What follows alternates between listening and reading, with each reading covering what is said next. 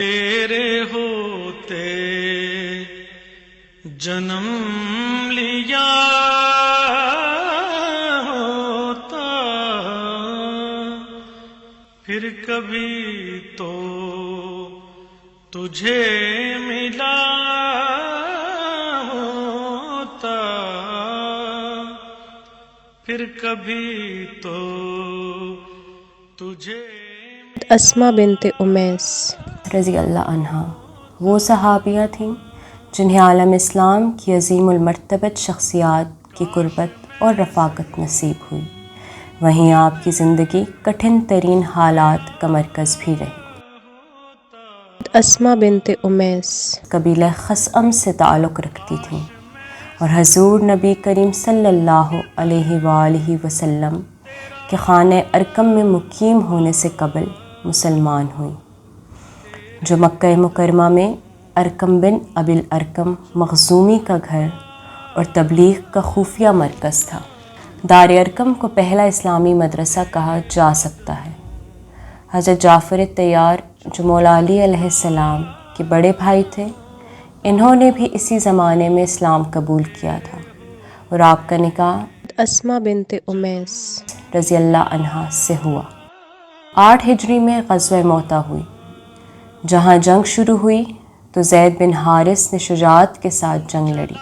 رسول اللہ صلی اللہ علیہ وآلہ وسلم نے سپہ سالاروں کی ترتیب یہ رکھی تھی کہ زید بن حارث کی شہادت کی صورت میں جعفر طیار، ان کی شہادت کی صورت میں عبداللہ بن رواحہ رضی اللہ عنہ اجمعین کو امیر مقرر کیا جاتا تھا۔ ابن حشام میں درج ہے جب زید بن حارث کو نیزوں کی مدد سے زمین پر گرا کر شہید کر دیا گیا تو جعفر طیار نے علم سنبھال کر اسلامی افواج کی قیادت کی، مگر بہادری سے جنگ لڑتے لڑتے جب وہ گھیرے میں آ گئے اور محسوس کر لیا کہ اب شہادت قسمت میں لکھی ہے تو اپنا گھوڑا فارغ کر دیا اور پیدل نہایت خونریز جنگ کی اور 80 زخم کھائے۔ اس دوران میں ان کے دونوں ہاتھ کٹ گئے اور آپ نے جام شہادت نوش فرمایا۔ جو تیری احمد بن حنبل کے مطابق آپ صلی اللہ علیہ وآلہ وسلم کو خبر ہوئی۔ اسما فرماتی ہیں کہ میں حضور صلی اللہ علیہ وآلہ وسلم کی خدمت میں حاضر ہوئی تو دیکھا کہ حضور آپ دیدہ تھے۔ کو چھو لیا، میں نے عرض کیا کہ یا رسول اللہ صلی اللہ علیہ وآلہ وسلم، آپ غمگین کیوں ہیں؟ کیا جعفر کے متعلق کوئی اطلاع آئی ہے؟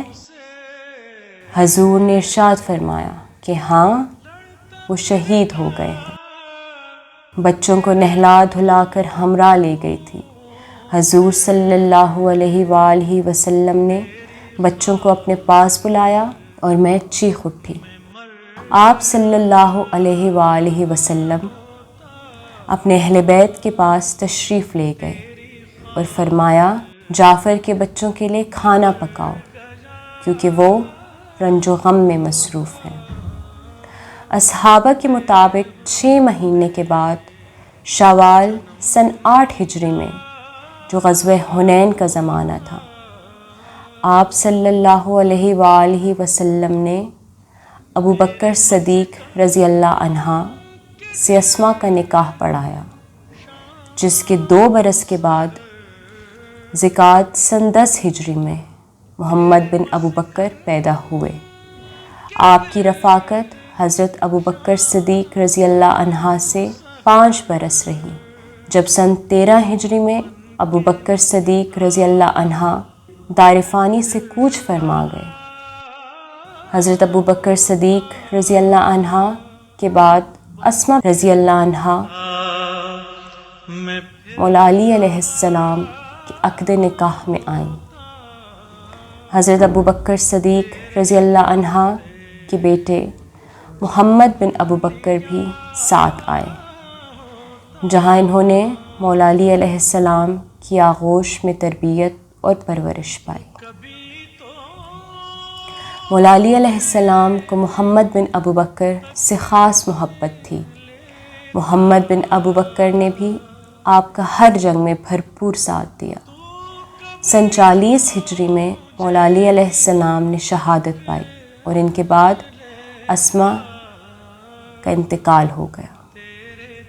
حضرت علی علیہ السلام نے محمد بن ابو بکر کو مصر کا گورنر مقرر کیا تھا، جہاں معاویہ بن سفیان کے حواری عمرو بن العاص نے مصر پر حملہ کیا اور محمد ابی بکر کو شہید کر دیا۔ ان کی میت کو مردہ گدھے کے پیٹ میں ڈال کر جلا دیا گیا۔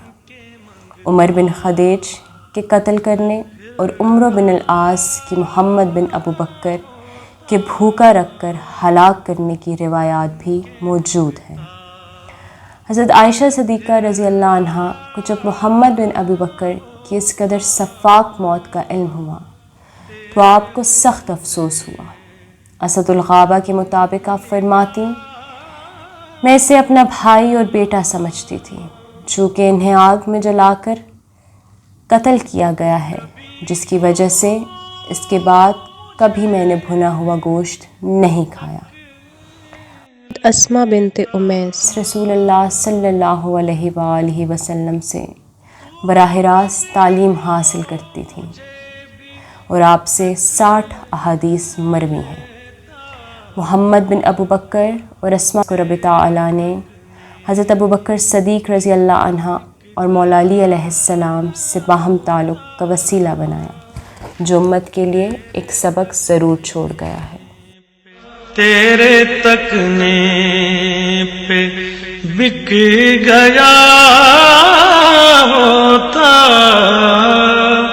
تیرے ہوتے جنم لیا